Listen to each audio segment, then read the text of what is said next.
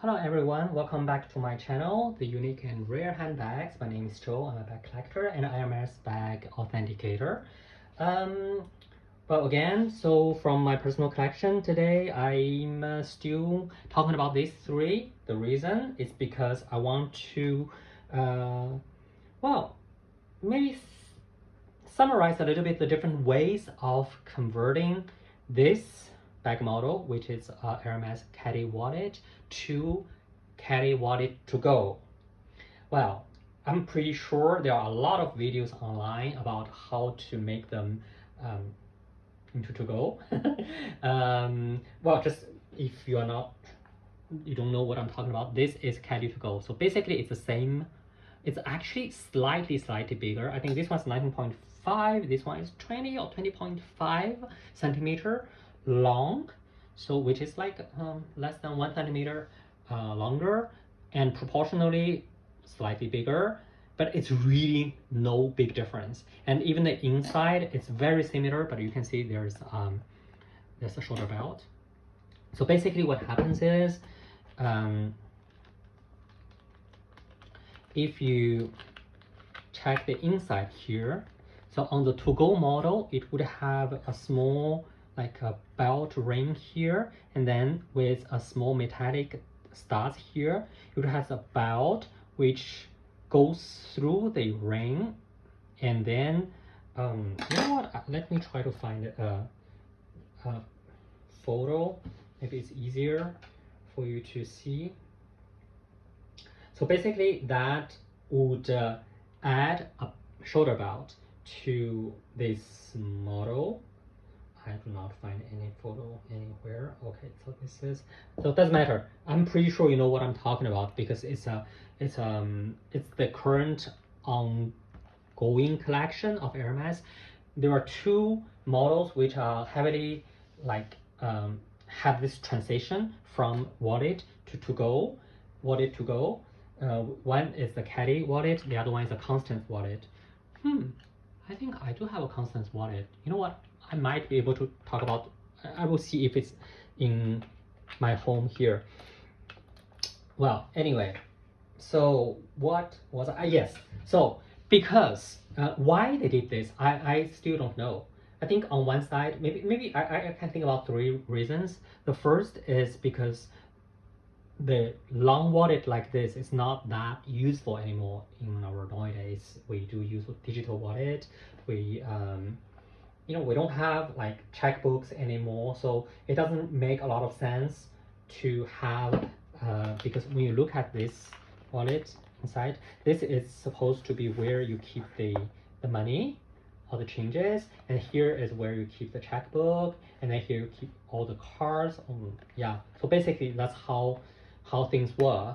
I remember when I was younger, I still used checkbooks, and it was a nightmare because you need to write all the numbers in like perfectly well, because otherwise the check would be voided, and well, it's a nightmare.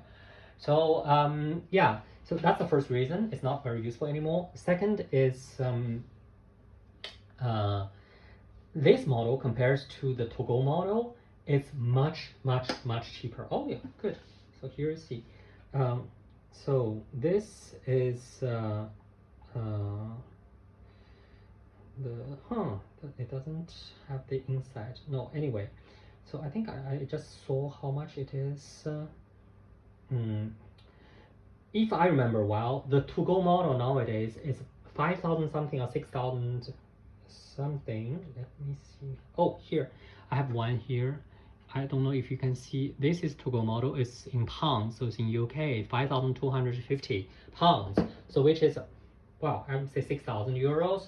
If I remember well, the to-go the Constance to-go that I was shown when I was in Europe this time, it was also 6,800 or 5,800. Well, it's in that range.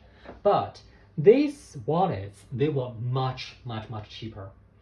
So if I remember well, this one was one of the first ones I bought, because I think I bought 6 or 7 in total.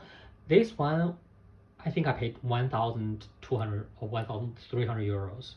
It was about 20 years ago. Well, I would say maybe less than 20. Well, not that long time ago. yeah, 20 years ago maybe, and it was a bit more than 1,000, and then it kept on going up, of course. But I think even at the top, I didn't pay over 2,000. But I remember one of the last years when this model was still on sale, the to-go model came out, and it was already, if I'm not wrong, 3,000 something euros. So it was at least, let's say, 50% to 100% more expensive than this model. I think on one side it has a bit more work, so it has all these insides, and wow, I just noticed that the to-go model in the USA is 8,000 something. That's just crazy, and you have to add 10% tax, right, in certain states. So for Hermes, they're basically, well, it's slightly more expensive, more complicated to make because you have to add something here. But I think that's, and you have to make a shorter belt, of course. But that's how, well, yeah, still not that much work, right? But you can sell for much, much more. I think economically it makes more sense because for these models, it's under the petite maroquinerie, so means the small luxury goods, and that one is considered to be a shoulder belt, at least a shoulder bag. So it's with a shoulder belt. So it's a bag. It's not a wallet anymore. It's a bag. Yeah. So that's the second reason. Economic reasons for Hermes. It's just much more lucrative to make those models instead of these ones. But I really have hope. I really hope that they have kept this this range, and also the Constance wallet. And then there's the third reason is, I think, for the, now it's kind of turning the wind, but for the past 10 years there was such a big trend of mini bags, tiny teeny little bags, and to have a shoulder belt on something like this is actually perfect. It's very, it makes a lot of sense. So that's the three reasons. Oh my gosh, I spent so much time talking about this already. So yeah, okay, so talking about converting. The first one is you can buy converting kits. Something like this. So of course, Hermes doesn't make this one. Someone actually gave me this one as a gift. I think he bought it. He told me that it's really not expensive. It's like in euros, it's like 10 euros, something like this. But just this part, you can also include the shoulder belts. He actually gave me the one with shoulder belts, but I didn't really like the belts because it doesn't feel very luxurious. So I prefer doing something else. So basically, you put this here. I think this is where you're supposed to put it, and then you can close it normally, right? And then you will, the reason why I didn't keep that belt is because I actually use some of the bags that I have, this bag, I think also, I told you about. I would just simply use this belt for the shoulder belts, because I have quite a few of this. When I travel, I do travel with this one, and then I would bring this. When I just need a small bag, I would actually just click this on. Let's remove this, and voila. So this is how it is, you see?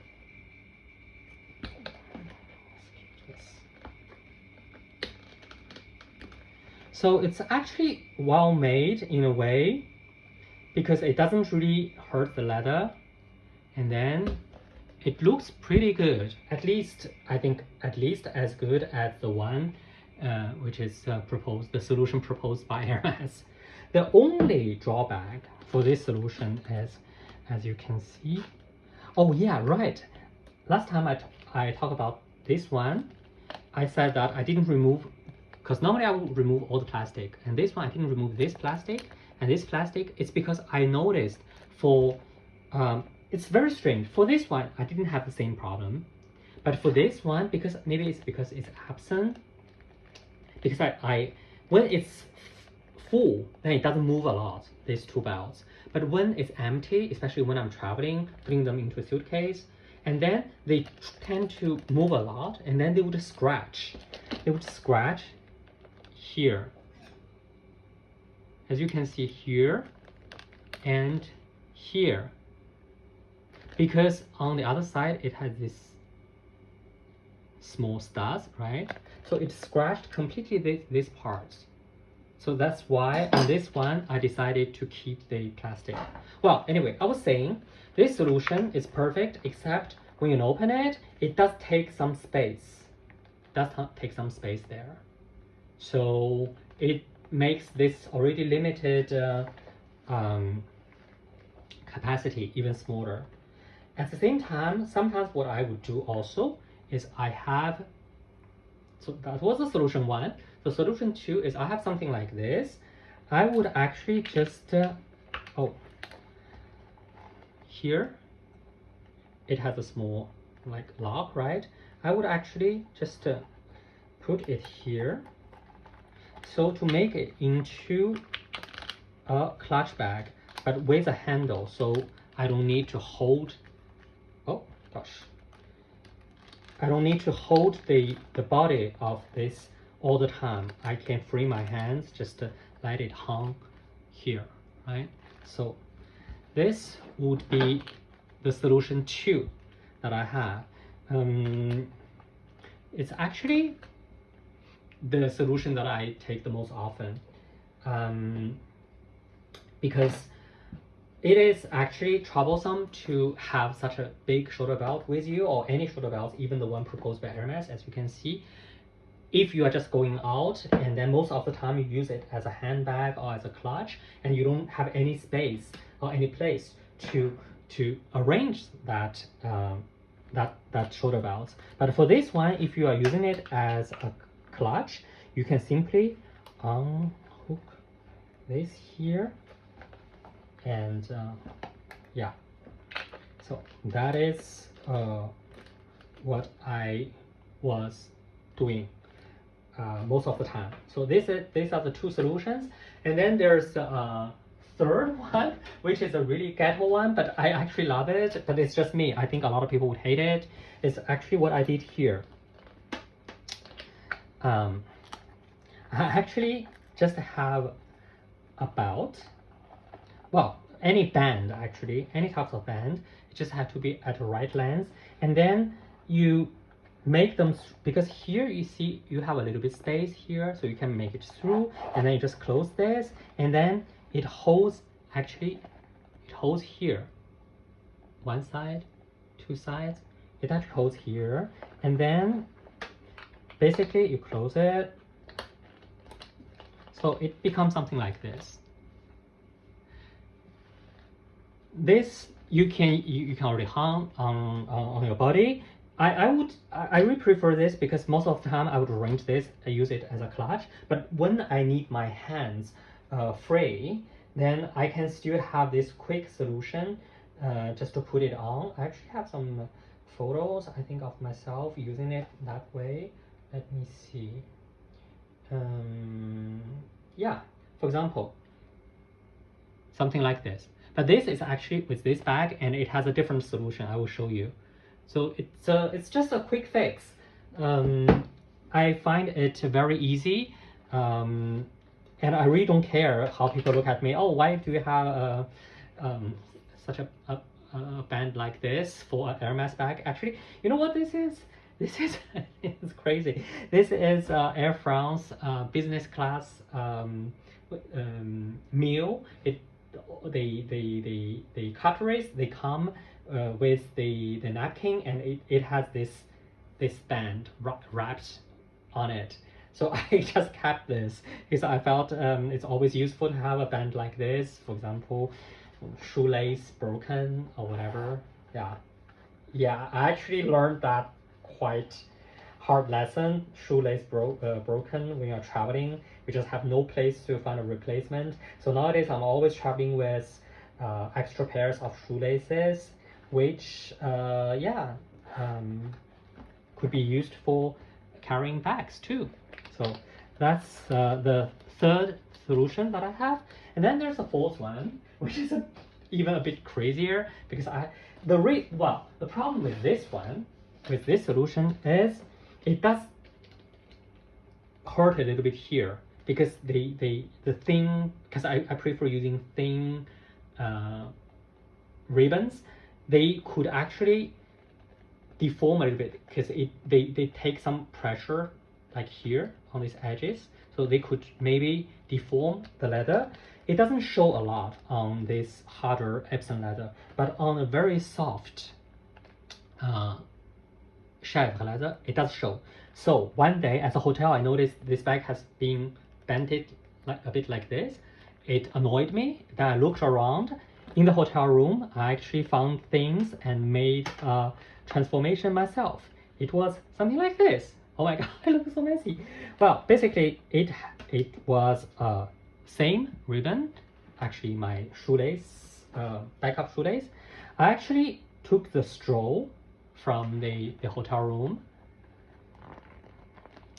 and then I made a hole here, so the shoelace going through could have a hold on here, on the small, thing here. It goes through here too. So basically, cut the straw, and then put the shoelace through here and also through here to here. So cut the straw to the exact length of the bag, so it makes a support for the bag structure. So basically now it's something like this. I've been using it on my last trip in Tbilisi, like the whole time, and I didn't have any problem, because you see the straw holds the shape of the so not hurting so much the edge of the caddy wallet. So basically that's the different ways of transforming a wallet to a shoulder bag. One of my girlfriend, who's very Hermes aficionado, he said, look at this, he said, why are you using this? I was like, no, because it's convenient. Anyway, so thank you very much for staying with me this time, and I will see you on my next video. Thank you.